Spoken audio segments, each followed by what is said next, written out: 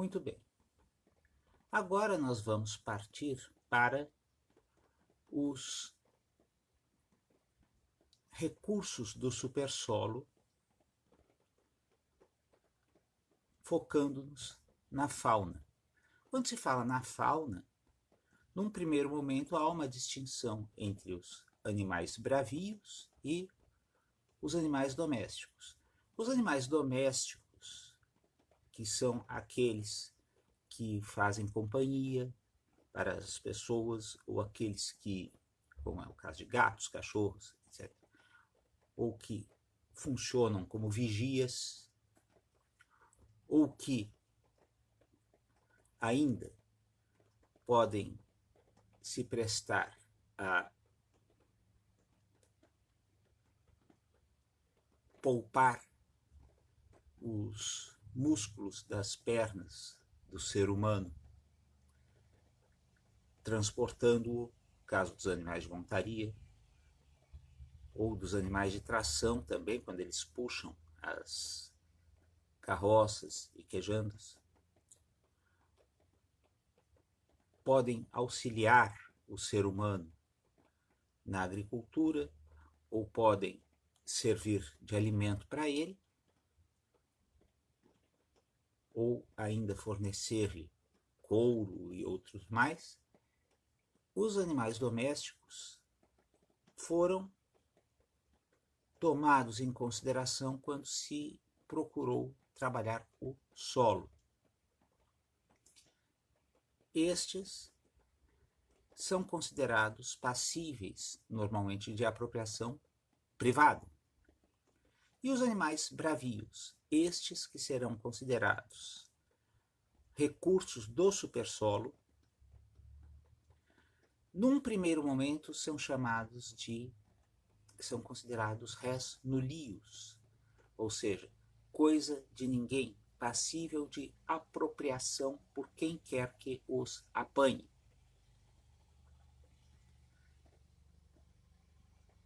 E, consequentemente, em relação à fauna terrestre, os animais bravios terrestres, a primeira lembrança que vem, normalmente, é a de eles virem a ser alvo de caça.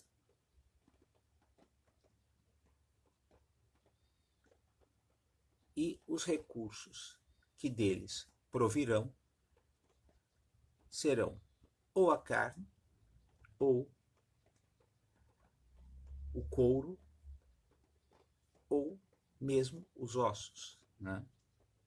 Basta lembrar que as tripas de animais serviram durante anos para se confeccionarem as cordas de liras, harpas, cítaras, sim, instrumentos musicais. As teclas brancas do piano, marfim, até tem aquela música do Paul McCartney, né? Ebony and Ivory. O ébano, que é a madeira de cor negra, né? Nas teclas pretas, e o marfim nas teclas brancas. E é curioso que uma música que tinha um mote antirracista, num certo sentido, acabou tendo uma referência pouco ecológica, né? O ébano e o marfim, porque o elefante teve que ser morto para se extrair o marfim, por óbvio, né?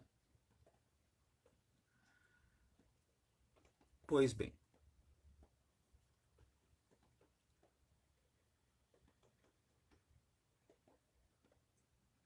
entretanto,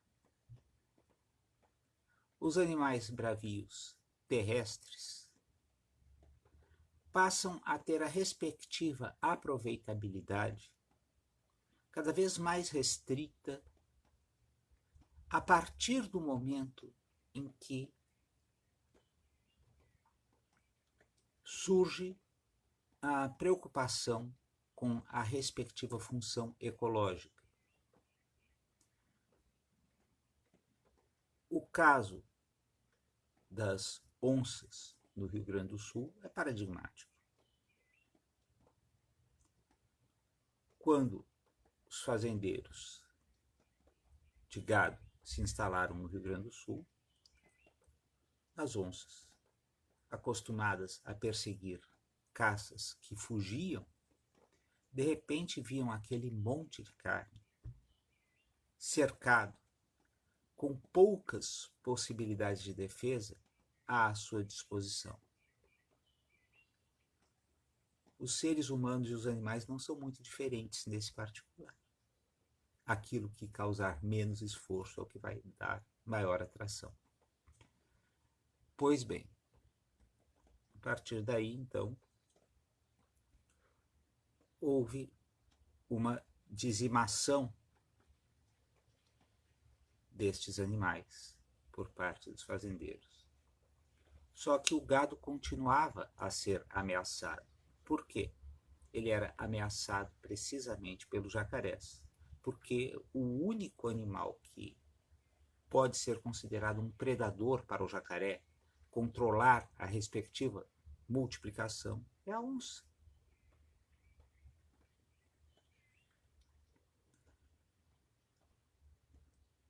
E então começou-se a dizimar os jacarés. Só que surgiu um grande problema a partir daí. É porque os jacarés são predadores também de um dos maiores terrores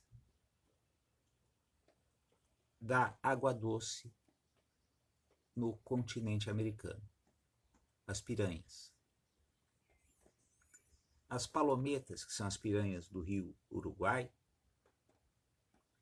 com a dizimação dos seus predadores, as traíras não dão conta das palometas, evidentemente, foram se multiplicando. E hoje,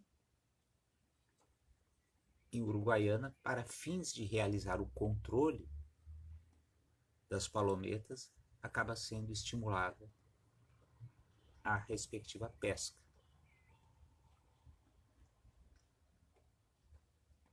Então, a relação que se tem hoje com os animais bravios. Cá no Brasil, somente se admite hoje a caça de subsistência, aquela que é levada a cabo por comunidades que se alimentam da carne do animal que seja caçado e que não vão efetivamente chegar ao ponto da respectiva matança desenfreada. Também a caça de controle, quando há uma multiplicação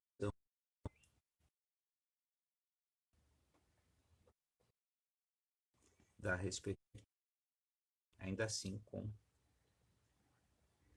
rígidas limitações. E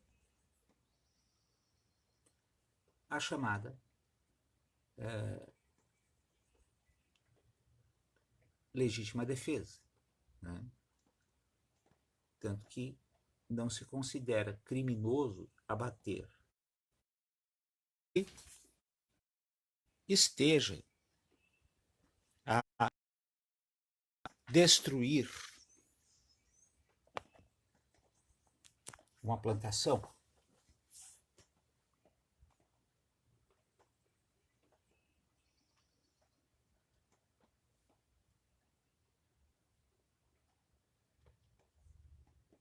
Hoje, a disciplina relacionada à nossa relação com os animais bravios está posta na Lei dos Crimes Ambientais.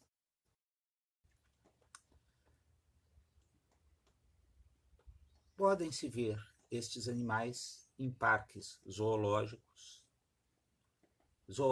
de toda a natureza, tanto aqueles aulas para eles serem postos, cada vez mais postos em discussão, quanto aqueles parques que procuram recriar artificialmente as condições em que vivem esses animais. Curiosamente, esses zoológicos, ao mesmo tempo que se apresentam como verdadeiras prisões para os animais, em alguns casos eles se tornam os ambientes que vão preservar os exemplares desses animais contra a destruição. Ficamos por aqui em relação à fauna terrestre. Obrigado.